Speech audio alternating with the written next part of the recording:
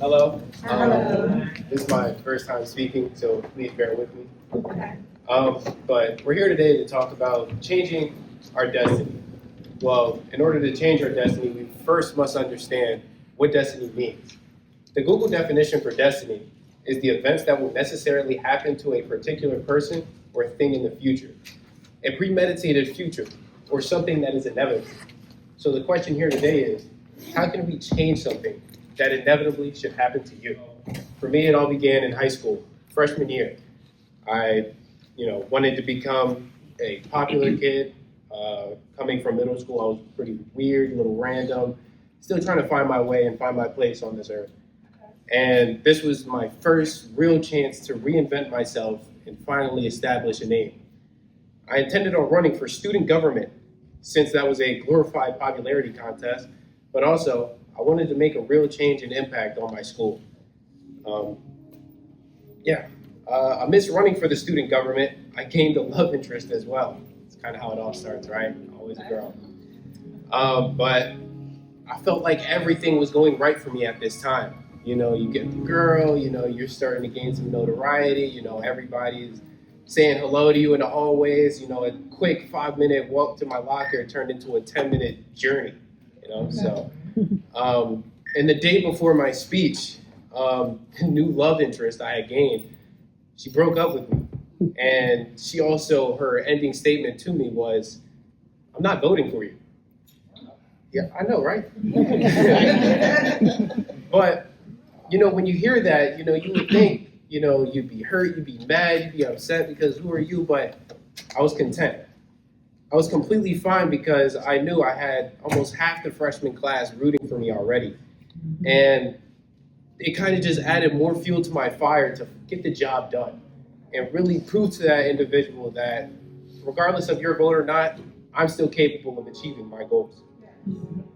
So on the day of the speech, in front of the entire freshman class, I was able to come up with this speech the same day. I did it last minute. And only people I saw were the ones who supported me and the one person who openly said that they were going to root against me. And amidst the entire freshman crowd, everybody else, it was just a blur. But I saw those who were screaming, "Go Don," they had the signs. And then I saw her sitting front row. I'll never forget, she sat right in front of me. And just like, you know what, now I gotta really, handle business, Once I had finished my speech, I gained a standing ovation and pretty much a landslide victory as well. And again, I felt like I was on top of the world and I was getting everything I wanted. I was becoming popular. I was getting, trying to make some real changes to the school. And, I wanted to get a football team, change the uniforms. I had a lot of, hope going into this new stage of my life. So then comes the first meeting of the student government. And, I'm excited. They even gave us food. We had like some cheesesteaks with the brisket. It was so delicious. And as I'm eating and as I'm, kind of listening to the meeting, there was no talks of changing the uniforms or adding a football team. There was no talks of making a real difference to how we operate, get the students more, make it prettier, stuff like that. And I was appalled and taken aback because I felt like everything that I had worked for was pretty much just chucked out the window. Because I had real intention and real hope of making that change, and you're telling me the only thing I can do is plan a party and make it look pretty? I was upset. And after the first meeting, I had quit. Because all the effort I had put into it, it was just not the best. And what that taught me was you can fight tooth and nail for a position that you believe will make your life 10 times better. On the outside and look, oh man, I just need this. But then once you get to it, that's it. And you're just upset. And, you got to trust your gut in that moment. In that very moment, you got to trust your instincts. And that just goes to show that if you follow your intuition, you can get to where you really need to be. And also, understanding what you don't want is just as valuable as understanding what you do want. So you now know what to avoid, what to move away from. So after an uneventful sophomore year and freshman year as well, along with COVID-19, I decided to make another change.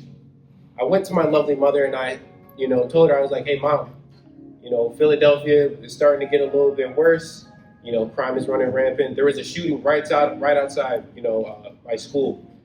And for the sake of my safety, along with a brand new change, I gave her the bright idea. What if I just moved in with my dad in Virginia Beach?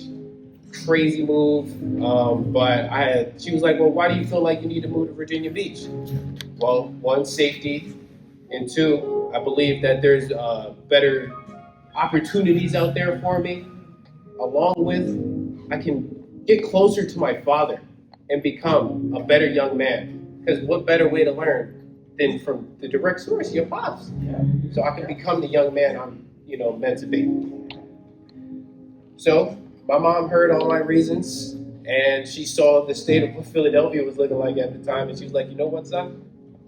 You got it. You go out there and you go live with your pop. And so my dad came to come pick me up. I moved to Virginia Beach.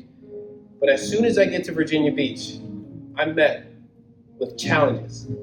Challenges such as the day before school, I had to buy my own school supplies.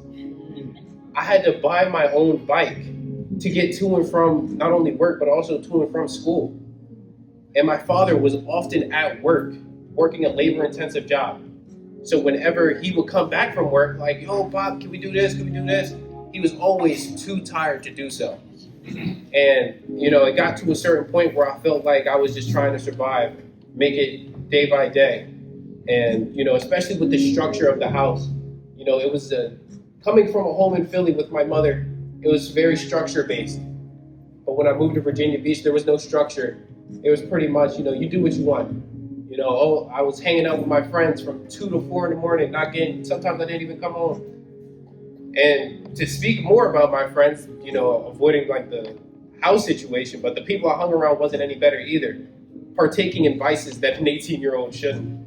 Spending nights out till, late in the morning, late at night. Had I stayed on this path, I'd waste talents I didn't even believe I had. So I gave my amazing mother a phone call, and the very next day, she was talking to me, basically, trying to curate a plan. You know what, maybe we can get you into a different environment. So during that summer, actually, I went to go take a look at Maryland, where my aunt currently lives. And we were there just like, they were showing me the ropes, showing me what my life would look like, showing me the school. And it was pretty much everything that I thought Virginia Beach would be, but better. And it had a structural, familial environment. So she said, look, son, whenever you're ready to, make this move, make it happen, all you got to do is call us and let us know.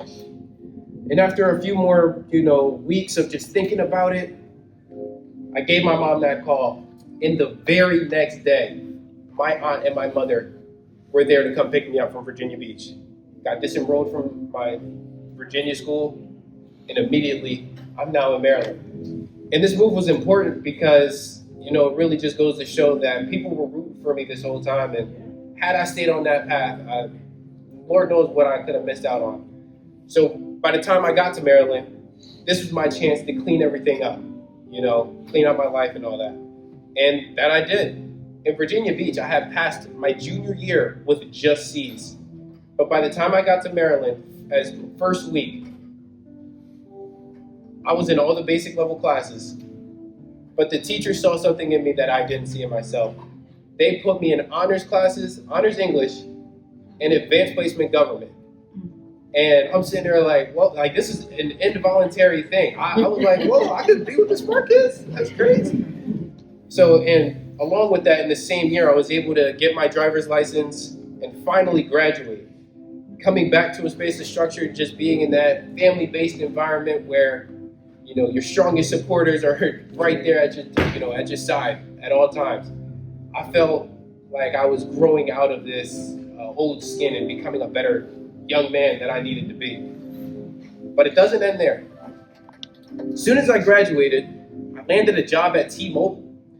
I thought I could just get a job, save up all my money, and eventually move out while taking this gap year as well. And I was also taking real estate courses that I had paid for using the money from T-Mobile. But amidst all of this, I wasn't really taking my classes serious. It was an online course, and my job was getting threatened pretty much every week because I wasn't making, meeting the metrics, making quota. So every week I had to hear, oh, you got to meet the quota. We're about to fire you. We got to replace you. You got to make something happen. And nobody wants to hear that working at a job. So one fateful day, my amazing mother calls, and she's telling me about one of her friends and how their son is achieving a degree in engineering. And she was like, yeah, no, just talking about this son, and they're doing all that. How's those classes going, son? Them classes, they're getting done, right? She knew I was lying. And she's like, well, are you trying to climb up the ladder at T-Mobile? Nah, that's too much work. I don't feel like doing all that. So then she says these words that changed my life for the better. That's it? That's all you're going to do? You just going to work at T-Mobile? And again, I was appalled, taken aback, offended. But not because she just said, I'm not, it was really just because I wasn't doing enough. And that's when I decided to make my most recent pivot. Now, after that whole year of trials and tribulations, my gap year had came to an end, and I decided to become a full-time student at Montgomery College. And since then, I've completed a leadership program, an emotional intelligence program, and I'm currently the podcast editor for my school's publication. Thank you. My life has many twists and turns, ups and downs, lefts and rights, but success is not a linear process. And each one of those periods of my life led me to where I'm at now. And my grandfather gave me some wise words of wisdom that I live by today. You don't know how much you don't know. And you'll never know until you try it firsthand. And that is how I was able to change my destiny. Thank you.